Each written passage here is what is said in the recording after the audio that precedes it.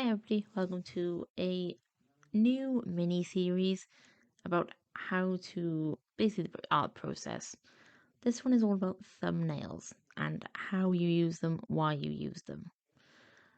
To start off with, we're just going to jot down a couple of notes about what we want this illustration to be. So I've got Rugged Adventure over the Horse. To nobody's surprise, this is inspired by Red Dead Redemption. But the background is also going to be partially inspired by Far Cry 6. And the point of these thumbnail sketches is to get your ideas down. If you tend to jump into an illustration without any planning, you're going to be refining it, you're going to be changing things halfway through, and you might have to scrap the entire thing. But by doing this, you can work out the positions, the colors, the shading, the values, anything that needs to be done before you actually work on the piece. These do not have to be perfect. These are not going to be perfect. These are just quick ideas, and you can sort of work out what works, what doesn't work, and you can go from there. As I said, I'm not going to make these perfect pictures because that's not what a thumbnail is. It's just to work out the composition of your piece. To that, I am not actually going to be worrying about anatomy or if anything looks right. I'm just concentrating here on what do I want in this piece. Do I want, I don't know. Do I want hills? Do I want the sun? Do I want the moon? Do I want a forest, a river? I don't know yet.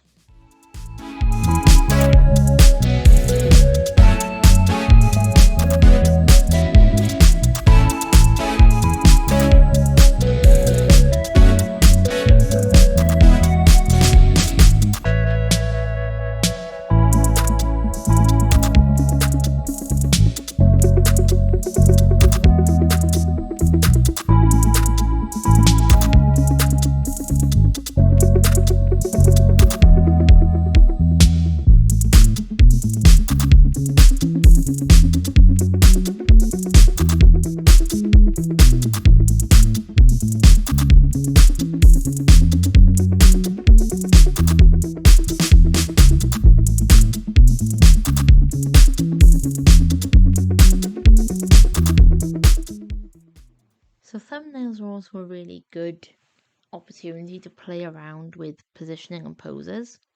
For example, in the first one, it's a very straightforward side-on view, but this next one, I've gone for a 3/4 view from behind.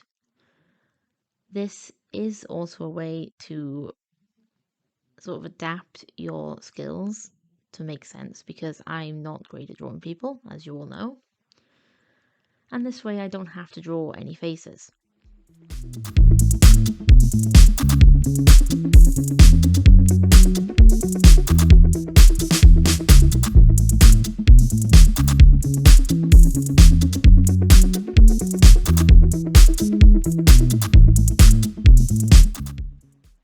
You can also see I've stuck with the basic premise of a cowboy by a campfire.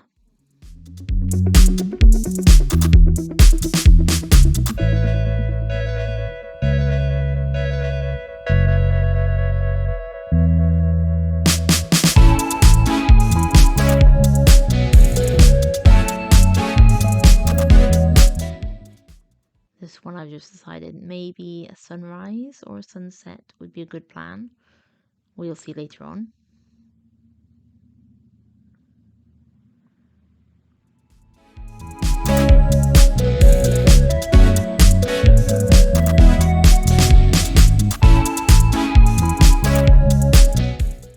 And you'll also notice that I'm not using any references for these. And that's because when you're doing thumbnails, it's best to get the ideas out so you can search for the right references, and there'll be a link up in the corner to how to use those. But with thumbnail sketches, you don't need to worry about that. Use your imagination in these completely, and then you can just find it yourself. Now, you might have noticed something. I've mentioned that I want a horse, and this is the only one so far where I've tried to draw a horse. It's hard with thumbnail sketches to get the right amount of stuff in the picture that you want, but it is doable eventually.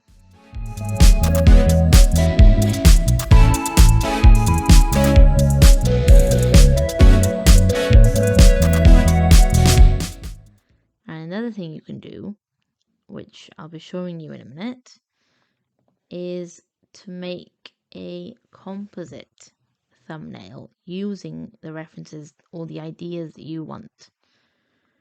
So when I say that, I mean you can go into the game or the film or whatever, grab as many screenshots as you can, or use photo mode, and you can mash them together to make a thumbnail for you to use, and that shows you more the colors that you can have.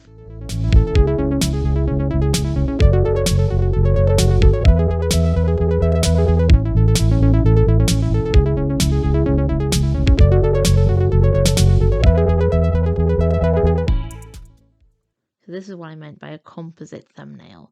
I've used Far Cry and Red Dead's photo modes, and that just showed the colors and how they work together. It doesn't have to be perfect at all. This fourth one now, I'm trying a little bit different. I'm seeing if I can figure out a position for the horse before I figure out a position for the cowboy itself. And the other problem is, this is an issue that obviously you guys should probably avoid.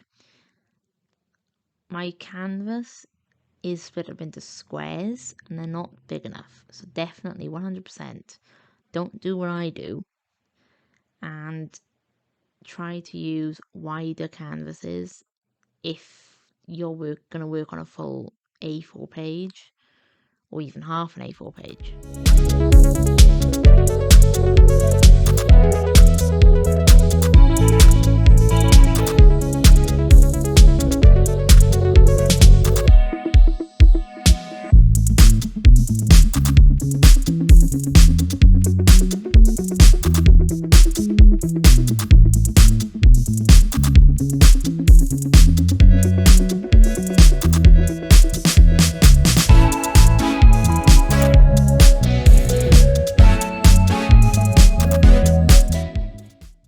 Now you need to work on your shading. Not fully, like I said, not fully at all. But just sort of work out roughly where the light and dark areas are so you get an idea of tone. And we're going to be talking about tone in the next video. But here we just put very, very rough shadows down to see what it'll look like and if the values of the tone work out. This is also far easier in our composite screenshot thumbnail because that shows the shadows for us and we don't have to work it out.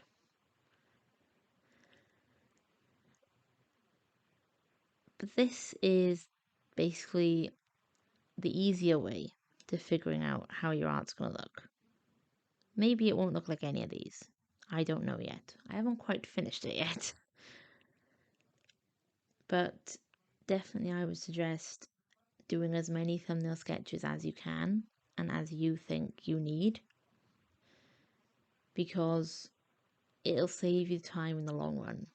Because if I was just going into this and drawing it completely from scratch without any of these to help me, I would constantly be changing the background, or I'd be changing the shadows, or I'd be changing the lighting, or the positioning, or the pose, or anything. I'd be adding stuff, taking stuff away.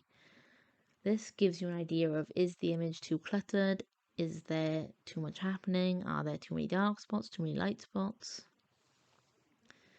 And that's why doing thumbnails, especially for art that you care about, and you should always care about your art, but especially for stuff like this, where it's a full-scale illustration, even if it's not going to be digital, even if it's traditional, do thumbnails.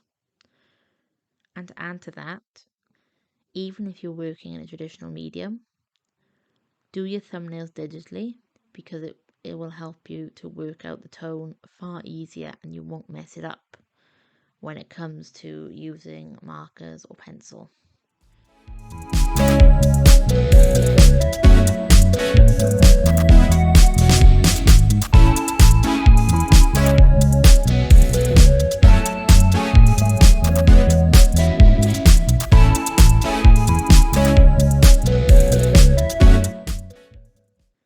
So you see here, those are the shadows that I've put in. And the next thing to do is go just a tiny bit lighter and sort of try and figure out where the highlights would be. Now it's very easy in these ones because there is an obvious source of light, which is the fire. But even in other images where you maybe don't have a fire, or you don't have any other light source than the sun or the moon, it's still possible for you to figure out and sort of check whether the lighting looks right if you do these thumbnails.